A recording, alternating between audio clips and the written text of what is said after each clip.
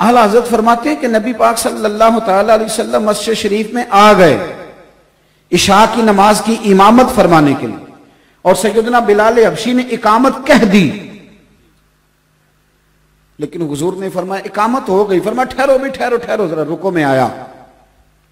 یہ لفظ کہتے کہتے نبی پاک صلی اللہ علیہ وسلم پھر حجرے میں داخل ہو گئے، تھوڑی دیر کے بعد آئے، پہلے نماز پڑھانے لگے، پھر حضور نے فرمایا تم سوچ رہے ہوگے کہ میں کیوں گیا تھا۔ اب سرکار جو ہے نا، یہ بالکل جو انسان کی عقل پہ چیز تھوڑا سا بھی بوجھ بنتی ہے وہ مسئلہ بھی حل کرتے ہیں۔ اب نماز میں بندے سوچتے رہیں گے پتہ نہیں کہاں گئے تھے، کیا لینے گئے تھے، کیا ماجرا تھا۔ سرور کائنات صلی اللہ علیہ وسلم نے فرمایا نماز کے بعد بتاؤں گا تو پتہ نہیں بات کہاں جائے گی، نماز سے پہلے بتا دیتا ہوں۔ حضور فرمانے لگے تم سوچ رہے ہوگے کہ میں کیوں گیا تھا۔ سرکار فرمانے لگے ادھر دیکھنا میری طرف، فرمایا سویرے مال آیا تھا، سارا بانٹ دیا، 3 دینار رہ گئے، 3 دینار رہ گئے، تو میں نماز پڑھانے آیا تو مجھے خیال آیا وہ 3 دینار تو ابھی بانٹے ہی نہیں، تو پھر سوچا کہ یہ 3 اگر گھر میں پڑے رہ گئے اور اسی طرح رات گزر گئی تو کیا بنے گا، تو سوچا نماز بعد میں پڑھتا ہوں، پہلے دولت سے تو جان چھڑاؤں۔ اب تو جو فقیری کا درس دینے والے ہیں وہ لوگوں کو فقیری کا درس دیتے جا رہے ہیں، خود امیر ہوتے جا رہے ہیں۔ روز بروز نئی پجارو، نئے معاملہ، خدا را کہیں بریک لگائیں، ہر چیز کو دولت میں نہ تولیں، مہربانی کریں۔ اب تھوڑا سا باہر آئیں، ورنہ آپ کی طبیعت میں خشکی آ جائے گی۔ وہ جو کیفیات ہیں، وہ جو سرور ہے، وہ جو ذکر کی لذت ہے، ہر چیز کا اگر آپ سودا کر لیں گے تو پھر کیا بنے گا۔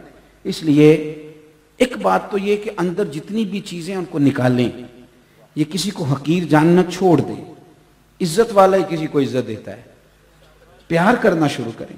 اور دوسرا یہ کہ تھوڑی قناعت اختیار کریں۔ میں نے زیادہ باتیں نہیں کرنی، بس میں اپنی بات سمیٹنے لگا ہوں۔ مجھے اندازہ ہے کہ محفل نعت کا ماحول ہے تو انشاءاللہ تعالی محفل مبارکہ آگے چلے گی، اور میں ویسے بھی اللہ تعالیٰ آپ کو جزائے خیر دے، انہوں نے مدینہ شریف میں ملاقات ہو گئی، پھر بھی بعد میں بڑی محبت کے ساتھ کہا تو میں حاضر ہو گیا، ورنہ میں بزدل سا خطیب ہوں۔ ہم تو اس وقت جلسہ کر کے بڑی دیر کے گھر بھی پہنچ جاتے ہیں۔ کوئی دلیر لوگ ہوتے ہیں نا ساری رات جاگ لیتے ہیں، کچھ کو نیند گرا لیتی ہے، تو ہم بڑے گرے، ہم تو اب تو میں زور کے بعد کہتا ہوں دوستوں تھوڑا سا بلا لینا یار کو، اللہ رسول کی بات کر لیں۔ یہ رات ساری کے جلسے تو دلیر لوگوں کا کام ہے، دلیر میں صحیح کہہ رہا ہوں، جو شب زندہ دار قسم کے لوگ ہیں وہ کر لیتے ہیں۔ اب ایک بات اور جو طبیعت پر، من پر بڑا بوجھ بنتی ہے لوگوں کے، وہ یہ ہے کہ ہمارے ہاں نا آہستہ آہستہ سے پیار کرنے کا مزاج ختم ہوتا جا رہا ہے۔ مختلف طبقات پر تنقید کرتے ہیں، اور آہستہ آہستہ ہر طبقہ بدنام ہو گیا۔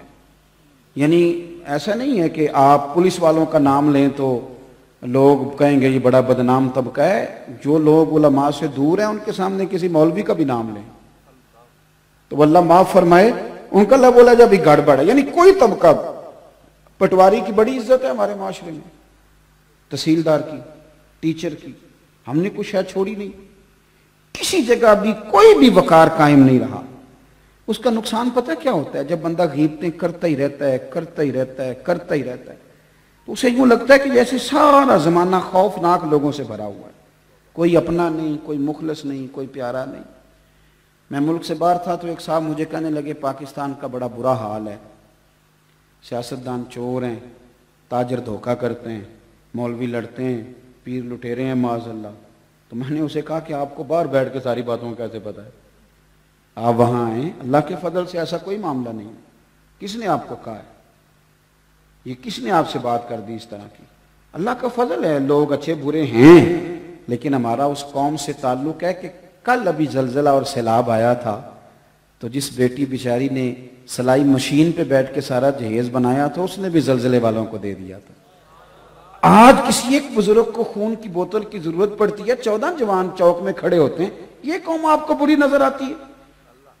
اب رمضان شریف میں مسجدیں تھوڑی ہوتی ہیں، حافظ زیادہ ہوتے ہیں، تو علماء محنت کر رہے ہیں تو دین کا پیغام آگے جا رہا ہے نا۔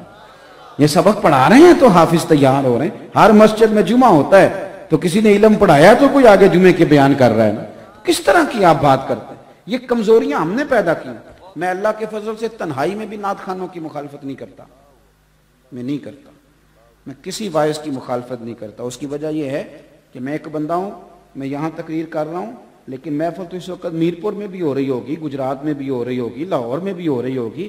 تو جب میری اوقات اللہ نے اتنی بنائی ہے کہ میں صرف یہاں بات کر سکتا ہوں, تو پھر مجھے چاہیے نا جو لاہور ذکر رسول کر رہا ہے میں اس کو بھی مان ہی جاؤں.